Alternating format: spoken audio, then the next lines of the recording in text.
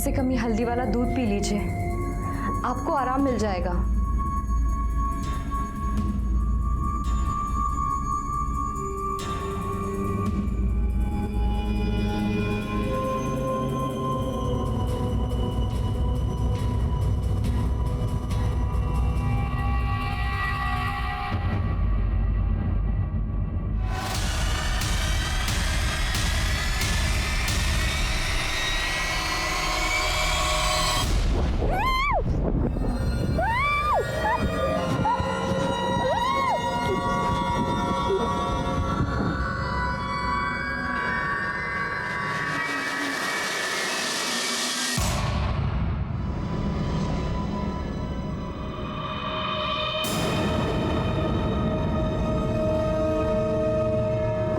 तभी तुमने अपनी बीवी का खून करने की सोच ली, पर कर नहीं पाया। तब नहीं कर पाए तो अब कर दिया। हाँ,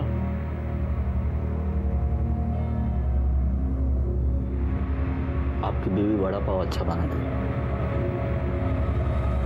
बताऊंगा मैं उसको, अच्छा लगेगा उसे। चाय पियोगी?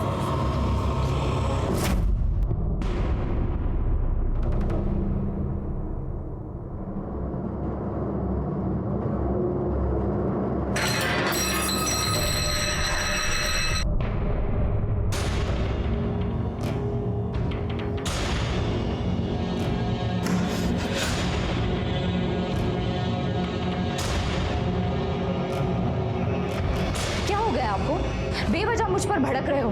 दादा की भी इंसल्ट की, उन्हें भी उल्टा जवाब दे दिया, मुझसे तो बात तक नहीं कर रहे हैं। आखिर ऐसा हो क्या गया आपको? जानना चाहती हो तुम क्या हुआ है मुझे? हाँ चल बताता हूँ तुझे, चल।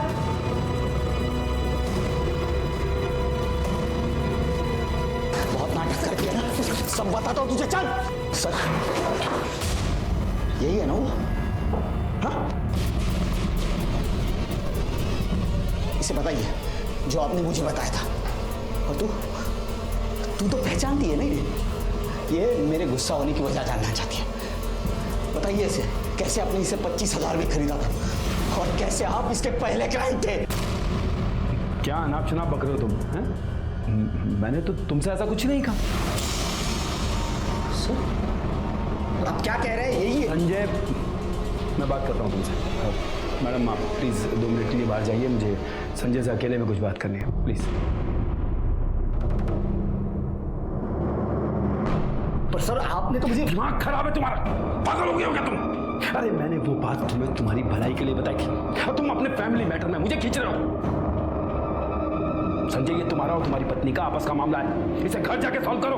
यहाँ ऑफिस में तमाशा करने की जरूरत नहीं है, वरना अपनी जॉब से भी हाथ धो बैठोगे तुम। चलो निकलो यहाँ से, आई से गेट आउट।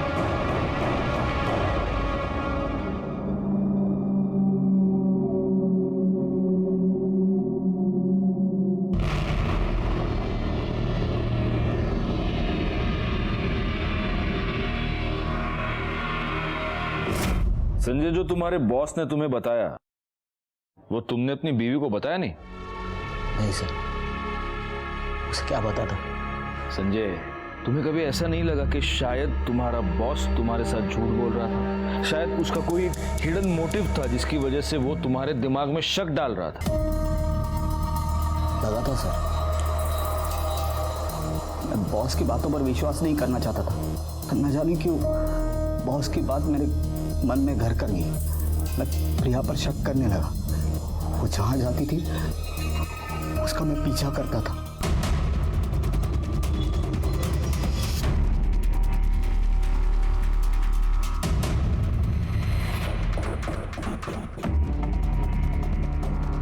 उस दिन संजय ने अपने शक की कहानी वहीं तक सुनाई, लेकिन चूंकि अभी ये केस सॉल्व हो चुका है, इसके आगे की कहानी मैं आपको बता सकता हूं। संजय ने प्रिया का पीछा अपने सास के ऑफिस तक यानी विकास केंद्र तक किया।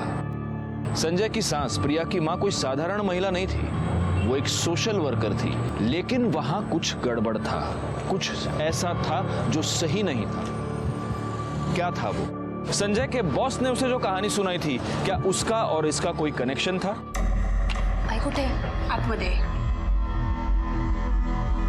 हाँ हाँ, मेडिकल कैंप वाले से बात हो गई है। 1-2 दिन के अंदर आने वाले हैं केंद्र में। मैं आपसे बाद में बात करती हूँ। आई, मुझे बहुत डर लग रहा है, समझ नहीं आ रहा है क्या करूं। आई, मुझे ऐसा लग रहा है कि संजय को सब सच पता चल गया है, सब खत्म। तो इतना यकीन से कैसे कह सकती है कि उसे सब पता चल गया है?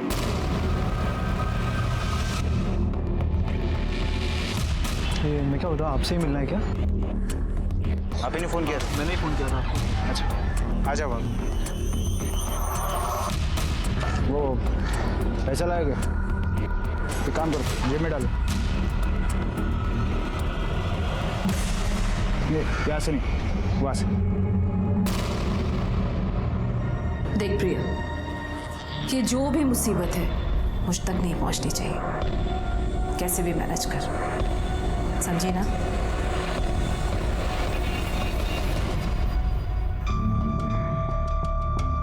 अरे संजय, काय झालं? क्यों इतना घाई घाई में मुझे बुलाया? प्रिया को आने दो, सब कुछ बताता हूँ।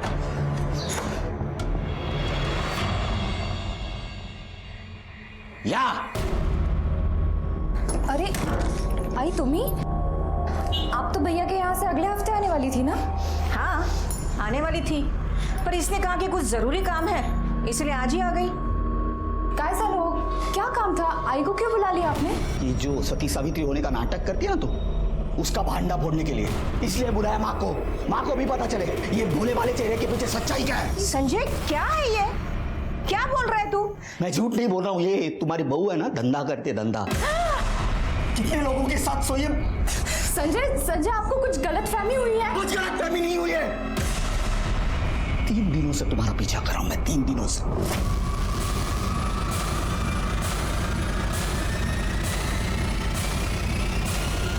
और मां, इस समाज सेवा में ये सती सावित्री अकेली नहीं है।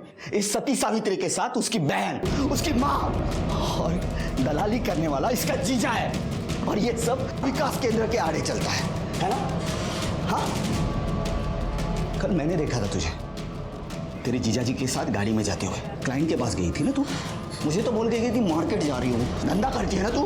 अरे संजय, काय बोलतोस तू है? तेरा दिमाग तो ठीक है? माँ, अभी दिमाग ठिकाने आया है। मालूम नहीं कितने लोगों के साथ सोई है मेरे बॉस के साथ। देखो संजय, मुझे समझ नहीं आ रहा कि ये बात मैं तुमसे कैसे कहूं, लेकिन तुम्हारी वाइफ एक सेक्स वर्कर है, एक प्रोस्टिट्यूट। सर, आज से 5 साल पहले 25,000 रुपए देकर मैंने उसके साथ एक रात गुजारी थी और मैं उसका फर्स्ट कस्टमर था। देखो संजय, मैं चाहता तो ये बात तुम्हें नहीं बताता, लेकिन हो सकता है उसने तुम्हें झूठ बोला हो या कल को तुम्हारे साथ कुछ गलत हो जाए, इसीलिए मैंने ये सब कुछ कहा। संजय, अगर ये उसका पास था और वो ये सब कुछ छोड़ चुकी है, तुमसे प्यार करती है, तुम्हारे प्रति ईमानदार है, तो फिर इन बातों का कोई मतलब नहीं है। फिर तुम उसके साथ आगे की जिंदगी अच्छे से जी सकते हो।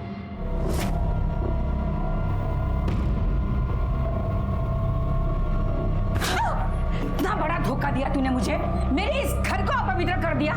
अरे तूने तो हमें किसी को मुंह दिखाने के लायक भी नहीं छोड़ा। निकल यहाँ से, निकल यहाँ से, निकल यहाँ से, मैं बोलती हूँ निकल यहाँ से, मेरी बात निकल यहाँ से। ये तेरे मगरमच्छ के आंसू है ना, जाकर कहीं और बहा, और इस घर में आने। तू शांत हो जा, इस घर का तमाशा मत बनाना। चल आत्मदे, चल तू आत्मदे।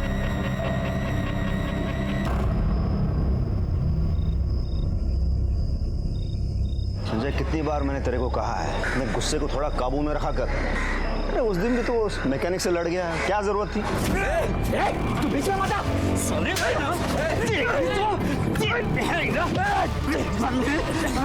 संजय, संजय, क्या कर रहा है? तू छोड़ दे। संजय, फिर से मेरी बीवी की तरफ आंख उठा के देखा ना, आंखें फोड़ दूंगा, जिंदा गाड़ दूंगा तुझे। बहुत गलत किया तूने मुझे हाथ लगा के। जानता नहीं मैं कौन हूँ। दादा, उस दिन मैं गलत हो सकता हूँ, पर आज नहीं। मैंने खुद पीछा किया। बहुत कुछ गलत चल रहा है दादा। प्रिया एक प्रोस्टिट्यूट है, वेश्या है वो। बस बहुत हो गया, बहुत सुन ली तेरी बकवास मैंने। अरे क्या सबूत है तेरे पास? है क्या कुछ? नहीं, सिर्फ शक है, शक। वो भी तेरे उस मक्कार बॉस ने तेरे दिमाग में घुसा दिया है। अरे जो खुद इतना घटिया इंसान है, जो खुद धंधे वाली के पास जाता है, उसकी क्या गारंटी है कि वो सच बोल रहा है? तो ऐसे घटिया इंसान पे भरोसा करके तू अपनी बीवी पे शक कर रहा है?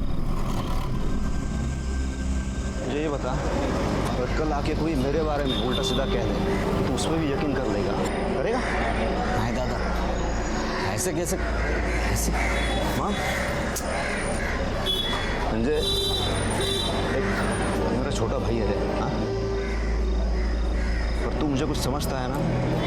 मैं जो कह रहा हूँ वो बात मान ले।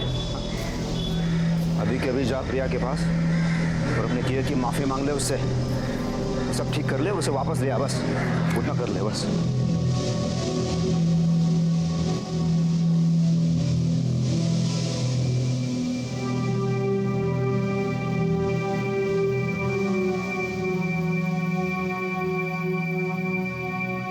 प्रिया, आई एम सॉरी। मुझसे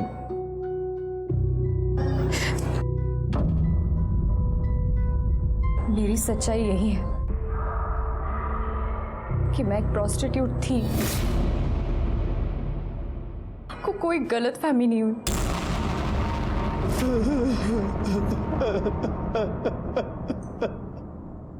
संजय, तेरी बीवी ने तुझसे सच बता दिया कि वो प्रोस्टिट्यूट थी और गुस्से में आकर तूने उसे इतनी बेरहमी से मार दिया। सर, मैंने प्रिया को नहीं मारा। मैंने प्रिया को नहीं मारा, मैं सच कह रहा हूँ सर। झूठ बोल रहा है तू। मर्डर के बाद तेरी पूरी कॉलोनी ने तुझे खून से लथपथ देखा था और तेरे फोन की लोकेशन भी क्राइम सीन की ही थी। सर, प्रिया मर्डर केस की फॉरेंसिक रिपोर्ट मुझे बताइए। संजय, सारे सबूत तुम्हारे खिलाफ हैं। अच्छा होगा अगर तुम खुद सच बोल दो।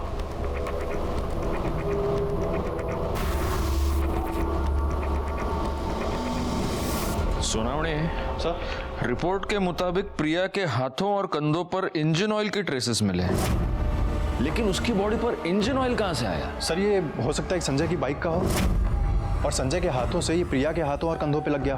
और सर वैसे भी जब हम मर्डर स्पॉट पे गए थे तो संजय के हाथ पहले से ही खून से इतने लथपथ थे, शायद इसीलिए हमने नोटिस ना किया हो। एक काम करो, क्राइम के टाइम संजय ने जो कपड़े पहने थे वो टेस्टिंग के लिए भेज दो। अगर ऑयल वहां से आया है तो संजय के कपड़ों पर जरूर मिलेगा। सब ये संजय, संजय तू घबरू तो कुछ रहे संजय। देख, जब तक मैं हूं ना तुझे कुछ नहीं होगा। हाँ, मैंने तुझे भाई की तरह नहीं, अपने बेटे की तरह पाला है। और तू देखना मैं कैसे अपने बेटे को यहाँ से जल्द बाहर निकालता हूँ। हाँ चलो चलो, मिलने टाइम खत्म हुआ। तू लोग को संजय ये तो कर प्लीज।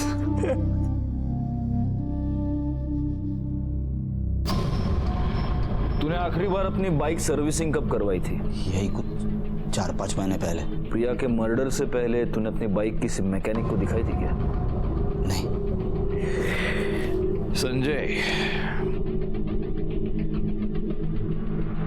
मैंने सुना तुझे गुस्सा बहुत आता है। हर दूसरे दिन किसी के साथ तेरी मारामारी हो जाती है, हाथापाई हो जाती है। प्रिया के मर्डर के दिन भी तुझे बहुत गुस्सा आया।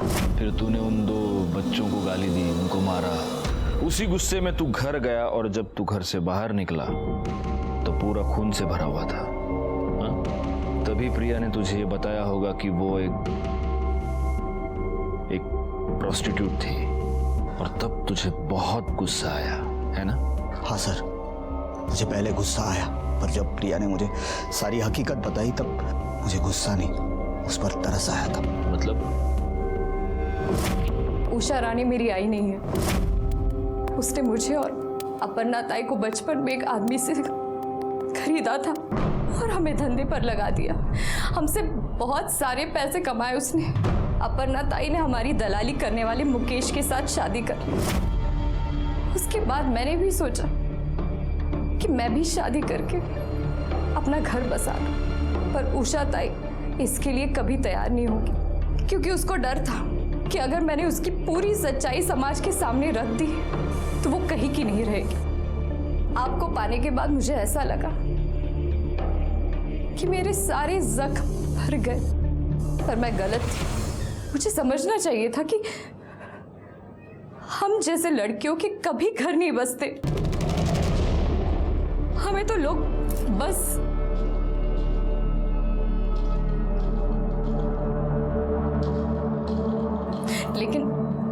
लेकिन आप टेंशन मत लीजिए, मैं आपको छोड़ के चली जाऊंगी बिना किसी तमाशे के। मुझे और कुछ नहीं चाहिए, बस आप खुश रहो।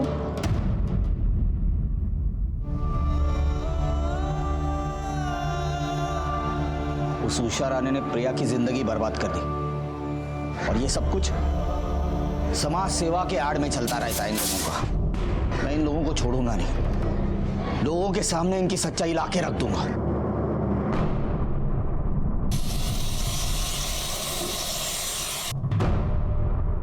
चलो ठीक है, मान लेते हैं तेरी बात, लेकिन तू उनकी सच्चाई लोगों के सामने लाएगा कैसे? इस तरह के लोगों की पहुंच बहुत ऊपर तक होती है रे। जो हो गया सो हो गया, भूल जा ये सब। प्रिया की जिंदगी बर्बाद की इन लोगों ने, और कितनी लड़कियों की ये जिंदगी बर्बाद कर रहे हैं अभी भी। हाँ, ये भी सच बोल रहा है तू, लेकिन उसके लिए हमें कुछ ऐसा करना होगा संजय कि हमारा काम भी हो जाए और उनको पता भी ना चले। हाँ, मतलब अरे वो कैमरा छुपा के करते हैं ना, इलेक्ट्रिशियन की दुकान पे तो होते हैं ना उस तरह के कैमरा, ऐसा कुछ।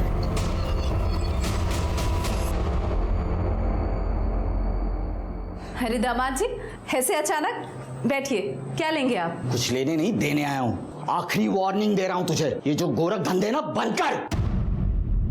मतलब आप क्या बोल रहे हैं? मुझे कुछ समझ में नहीं आ रहा है। ओह, तुझे समझ में नहीं आ रहा है? बहुत बोली है तू। हाँ, इस चार दीवारियों के अंदर क्या चलता है सब कच्चा चिट्ठा है मेरे पास इस पेन ड्राइव में। स्टिंग ऑपरेशन करवाया था इस जगह का मैंने। समाज कल्याण की आड़ में तू लड़कियों से धंधा करवाती है, आना। देखिए, आपको कुछ गलतफहमी हुई है, वो सब तो मैंने कब का बंद कर दिया। अच्छा, तो तुम्हारा ड्राइवर लोगों से पैसे लेके उन्हें पिछले रास्ते कहाँ छोड़ता है? हाँ? और ये मुकेश मेरी बीवी को लेके कहाँ जाता है, बताओ। मानती हूँ मैं कि यहाँ जो कुछ भी चल रहा है वो गलत है, पर प्रिया और अपर्णा का इससे कुछ लेना देना नहीं है, और उन दोनों ने मुझे कब का छोड़ दिया, और यहाँ तक कि मुकेश भी मुझे छोड़कर चला गया है, अपना गैराज खोल के बैठा है। मैं तेरी बकवास सुनने नहीं आया हूँ, समझे? आखिरी वार्निंग दे रहा हूँ, बंद कर ये सब, वरना ये है ना, ये वायरल कर दूंगा, पुलिस के पास जाऊंगा, समझे? उषा के यहाँ से निकलने के बाद मुझे लगा मेरा काम हो गया, और मेरा गुस्सा बिल्कुल कम नहीं होता, क्योंकि यही उषा थी जिसने मेरी प्रिया को इस दलदल में फेंका था। मैं वहां से सीधा घर गया।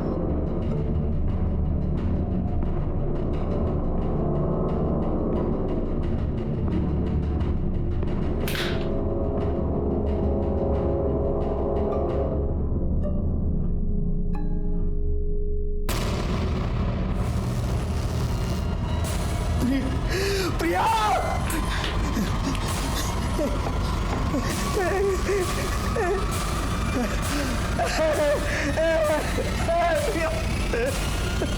विकास केंद्र का तूने स्टिंग ऑपरेशन किया, वो वीडियो पेन ड्राइव कहाँ है? सर, मैंने कोई स्टिंग ऑपरेशन नहीं किया। नहीं किया था क्या मतलब है? तुमने तो पेन ड्राइव दिखा के उषा को धमकी दी थी ना? सर, मेरा प्लान था स्टिंग ऑपरेशन करने का, इसलिए मैंने एक दोस्त को मदद के लिए बुलाया, पर लास्ट मोमेंट पे उसने मेरी मदद करने से मना कर दिया, तो स्टिंग ऑपरेशन वही रुक गया। तो प्रिया ने मुझे उषा के बारे में सब कुछ बता दिया था, और कैसे भी करके मुझे उषा के ये सब गोरख धंधे बंद करने थे। तो मैं ब्लैंक पेन ड्राइव लेके उषा के पास गया। सर, उषा विकास के आड़ में प्रोस्टिट्यूशन का धंधा करती थी, वो नहीं चाहती थी कि उसकी बदनामी हो। सोनावणे, सब ये उषा राणे के कॉल रिकॉर्ड्स निकलवा, और प्रिया के मर्डर के दिन उसके मोबाइल की लोकेशन। देखो, अगर ये संजय सच कह रहा है तो उषा राणे की सच्चाई दुनिया के सामने लानी पड़ेगी। वो तो नहीं कर पाया, हम करेंगे। तुम टीम रेडी करो। सब गाड़ी पीछे ले, तावड़े पकड़ उसको।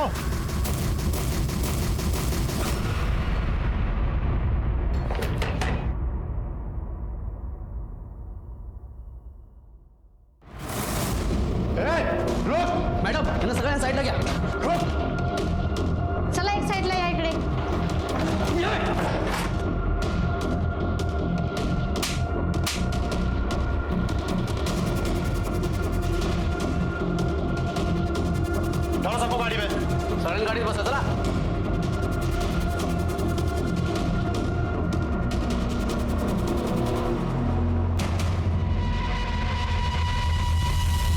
संजय ने उषा राणे के बारे में हमें जो भी बताया था वो सब सच निकला। उषा राणे वाकई में प्रोस्टिट्यूशन का एक बहुत बड़ा रैकेट चला रही थी। इसका मतलब संजय की और भी बहुत सारी बातें सच हो सकती हैं। एक काम करो सोनावड़े, सर उषा राणे के बारे में अपने आसपास के सारे पुलिस स्टेशन और खबरियों को डिटेल्स दे दो। और प्रिया की वो बहन, क्या नाम है उसका, अपर्णा, उससे भी पूछताछ करो। उषा राणे के बारे में जितनी भी इंफॉर्मेशन मिल सके सारी निकालो जल्दी। सब ओके? या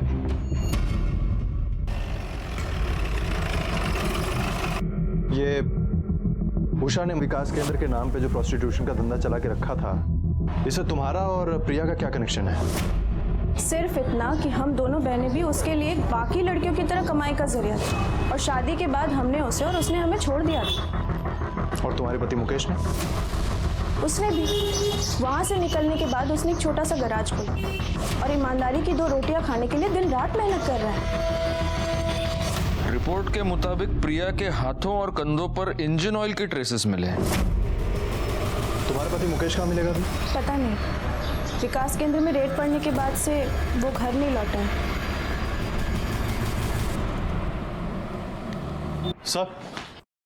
सर उषा और महेश का पता चल गया है।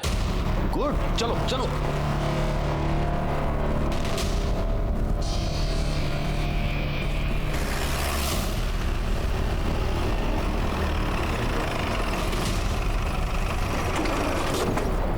कुठे? ती आतमध्ये आहे.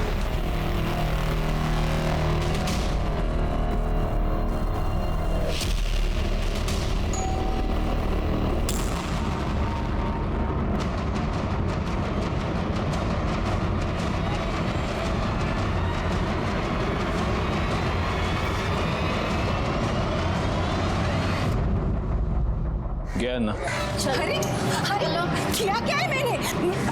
मुझे किया क्या है? ऐसे कैसे ले जा सकते हैं मुझे? मैं क्यों मारूंगी उसे? ये क्या है? हाँ? क्या ये? तुम्हारे उसके बाद फौरन मैंने मुकेश को फोन लगाया। हेलो, संजय को समझाना पड़ेगा। अगर उसने वो पेन ड्राइव पुलिस या मीडिया को दे दी तो सब खत्म हो जाएगा। मैं तो बुरी तरह फंस जाऊंगी और तू भी नहीं बचेगा।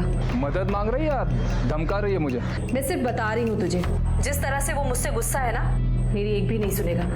अब तू ही उसे समझा सकता है। ठीक है, तुम पहुंचो उसके घर, मैं भी आता हूँ। दोनों मिलकर समझाएंगे तो कहीं नहीं जाएगा वो, टेंशन मत ले। हाँ मुकेश, मैं पहुंच गई हूँ। तुम इधर मत आना अभी, इधर पहले से कुछ तो भी लफड़ा हुआ है। मुकेश वहाँ, हेलो। कहानी बहुत अच्छी है लेकिन सच्ची नहीं है, क्योंकि सच ये है कि तुम दोनों ने प्रिया को मार दिया और वहां से भाग गए। सर, मुझे उसे मारना ही होता तो मैं उसी दिन मारती जब उसने शादी की बात की थी, तो शायद ये सब कुछ नहीं होता उसके साथ। और मैं उसे क्यों मारूंगी सर? प्रिया और अपर्णा मेरी बेटी से भी बढ़कर है। लेकिन तुम उनकी माँ नहीं हो, क्योंकि कोई भी माँ अपनी बेटी से धंधा नहीं करवाती और अपना धंधा चौपट होता देखकर अपनी बेटी को मार नहीं देती। ठीक है, अगर ये सच है तो साबित करके दिखाइए। साबित तो मैं करूंगा मैडम। इस वक्त मेरे पास खून के कोई सबूत नहीं है, पर आपके प्रोस्टिट्यूशन रैकेट के सारे सबूत हैं। इसलिए लंबी सांस लीजिए और यहाँ की आदत डाल लीजिए।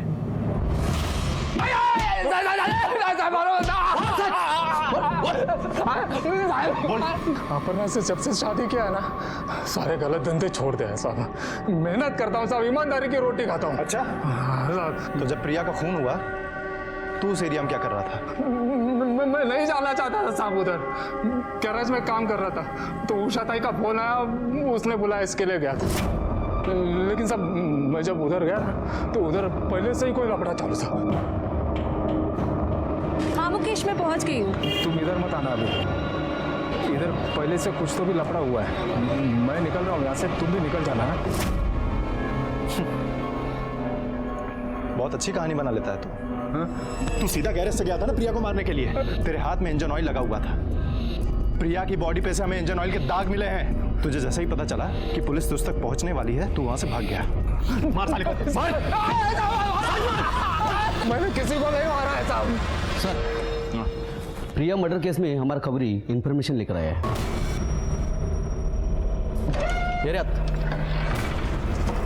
बताता हूँ मैं उसका।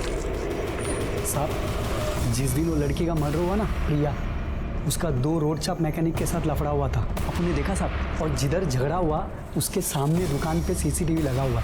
आप उधर का फुटेज निकाल के देख लो, मालूम पड़ जाएगा कौन लोग थे। सर, ये देखिए, इन दोनों मैकेनिक्स ने प्रिया के साथ पहले भी छिड़कानी की थी और संजय के साथ हाथापाई भी हुई थी इन दोनों की। और सर, ये देखिए, ये मर्डर के दिन की फुटेज।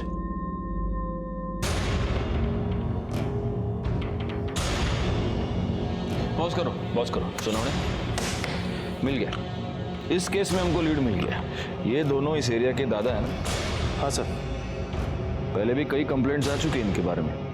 प्रिया के मर्डर केस का कनेक्शन मोटर ऑयल से है और ये दोनों मोटर मैकेनिक हैं। उठाओ इन दोनों को।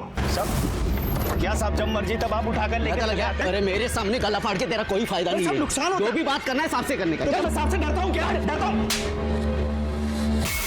अभी जो पूछ रहे हैं ना, उसका साफ साफ जवाब दे। प्रिया ने तेरे को थप्पड़ क्यों मारा था? वो साहब, मैं उसको कुछ बोल दिया था। सिर्फ बोला था? मतलब साहब, मैंने छेड़ा था और वो मेरे को भड़क गई और उसने एक थप्पड़ मार दिया था मेरे को। और इसलिए तेरे को गुस्सा आया, तू उसके पीछे उसके घर तक गया और उसके घर में घुसकर तूने उसका खून किया। नहीं साहब, आज शपथ, मैं किसी का खून नहीं किया साहब। अच्छा, ये देख।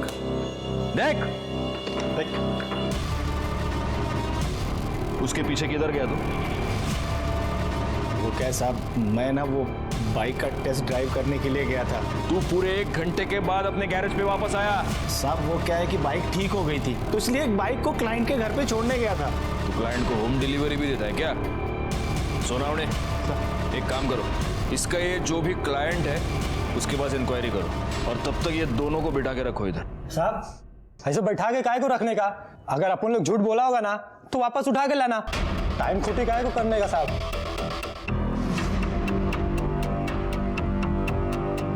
सोनावड़े बरोबर बोलता है। इनको सिर्फ बिठा के मत रखना, अच्छी तरह से खातिरदारी करना इनकी। साहब, अपन लोग कुछ नहीं किया साहब। कुछ नहीं किया? सड़क पे चलने वाली औरतें तुझे अपने बाप का माल लगती है क्या? सोनावड़े सर, अच्छी तरह से खातिरदारी करना इन दोनों की, और इतना मारो सालों को कि लड़की को छेड़ने से पहले इनकी हड्डियां बोलनी चाहिए। साहब, अपन लोग किसी को नहीं छेड़ा साहब। खातिरदारी करता हूं तेरी। साहब,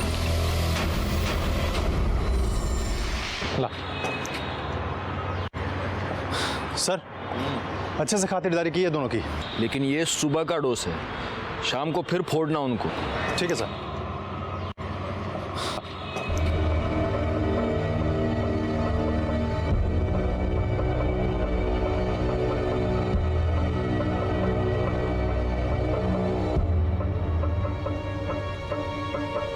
सोनावड़े सर, इसको फॉरेंसिक लैब भेज दो और उनसे कहना कि प्रिया के बॉडी पर जो ऑयल मिला, वो ऑयल और ये ऑयल, ये मैच होता है क्या देखें। ठीक है सर।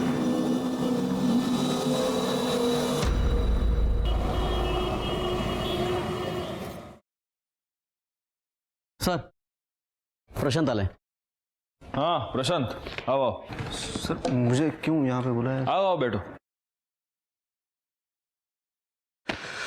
प्रशांत, मैंने तुमको ये बताने के लिए बुलाया है प्रशांत कि प्रिया के बॉडी पर जो इंजन ऑयल मिला, वो इंजन ऑयल और तुम्हारे बाइक का इंजन ऑयल एक दूसरे से मैच होता है। हाँ तो सर, इस तरह का ऑयल तो सड़कों पे काफी सारे बाइक्स पे मिलेगा। ये बात तो सही है, लेकिन फिर उन सब लोगों की मोबाइल लोकेशन प्रिया के घर के पास नहीं है मर्डर के वक्त, जो तुम्हारी है। सुनाओ देखो। और ये रहे कॉल रिकॉर्ड्स, ये तुम्हारी कॉल लोकेशन। और तुमने तो अब तक हमको ये बताया नहीं था कि मर्डर के वक्त तुम प्रिया के घर के पास थे। सर, मैं एक्चुअली उस जगह पे नहीं था, उसके आसपास था। आसपास थे।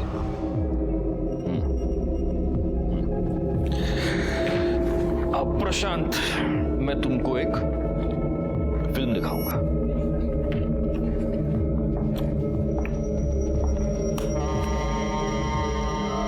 देखो,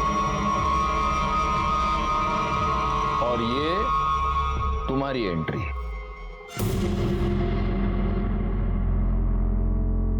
देखो, ये तुम प्रिया के पीछे उसके घर तक चले गए। शायद ये पूरा झगड़ा तुमने देखा था और इसी का फायदा तुमने उठाया। अब प्रशांत, कबूल करते हो की आता तुला घ्यायचं आम्ही आतमध्ये? हाँ सर, मैंने मारा है उसे सर। वो यही डिजर्व करती है सर। अपनी भोली भाली सूरत दिखा के उस धंधे वाली ने मेरे भाई से शादी की और उसकी जिंदगी नरक बना दी उसने। और सर उस दिन संजय उसकी माँ को स्टिंग ऑपरेशन की झूठी बात कह के उसके मुंह से सच्चाई सुनने गया था और उस उषा ने डर के सब कुछ मान भी लिया था। लेकिन सर संजय ये सब सुन के एकदम से टूट गया और उसने मुझे वहां से फोन भी किया था। आज ये बात सिर्फ मुझे मालूम है, कल दुनिया को पता चल जाएगी तो मैं किससे नजर नहीं मिला पाऊंगा। मुझे मारना है। संजू तो ऐसा कुछ नहीं करेगा, देख तुझे तेरे भाव की कसम है। मैं नहीं जी सकता। मैं सब ठीक करता हूँ, देख। सर मैंने संजय को भाई की तरह नहीं, एक बेटे की तरह प्यार किया है। उसे ऐसा रोता हुआ सुनकर मेरा माथा घूम गया सर। मैं वहां से निकल गया, मैं संजय के घर की तरफ चला गया। रास्ते में मैंने देखा सर प्रिया उसी मैकेनिक के साथ झगड़ा कर रही है। जरा इधर भी नजर इनायत कर लीजिए। अरे हम भी हैं। क्या बकवास कर रहे हो तुम? घर में माँ बहन नहीं है तुम्हारे? आइंदा ऐसे बकवास की ना तो देख लेना। झगड़ा खत्म होते ही वो अपने घर की तरफ चली गई और मैकेनिक भी उसी तरफ चला गया सर। और मैंने सर इसी बात का फायदा उठाना चाहा। मैं संजय के घर की तरफ चला गया सर। सर मैं बहुत गुस्से में था सर, मैंने प्रिया को बहुत मारा। तू सारी धंधे वाली धंधा करती है तू, हाँ? मेरे भाई की जिंदगी बर्बाद करती। सब आज तक इतना रोते हुए कभी नहीं देखा, इतनी बुरी हालत में कभी नहीं देखा। तूने हमारी खानदान पे धब्बा लगा दिया। अरे जान से मार दूंगा।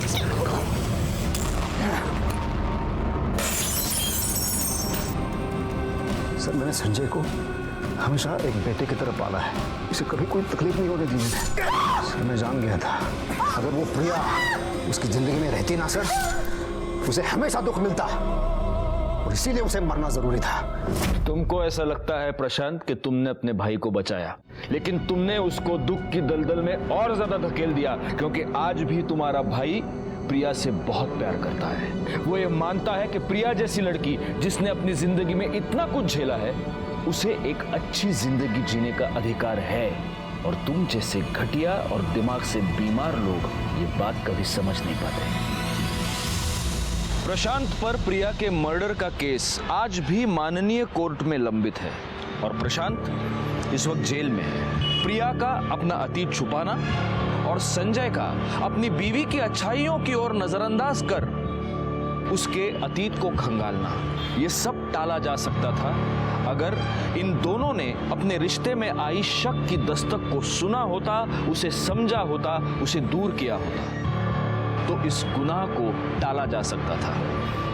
खैर केस तो सॉल्व हो गया और हमें अपने इस थैंकलेस जॉब से थोड़ा सा टाइम निकालकर अपने परिवार के साथ वक्त बिताने का मौका मिल गया।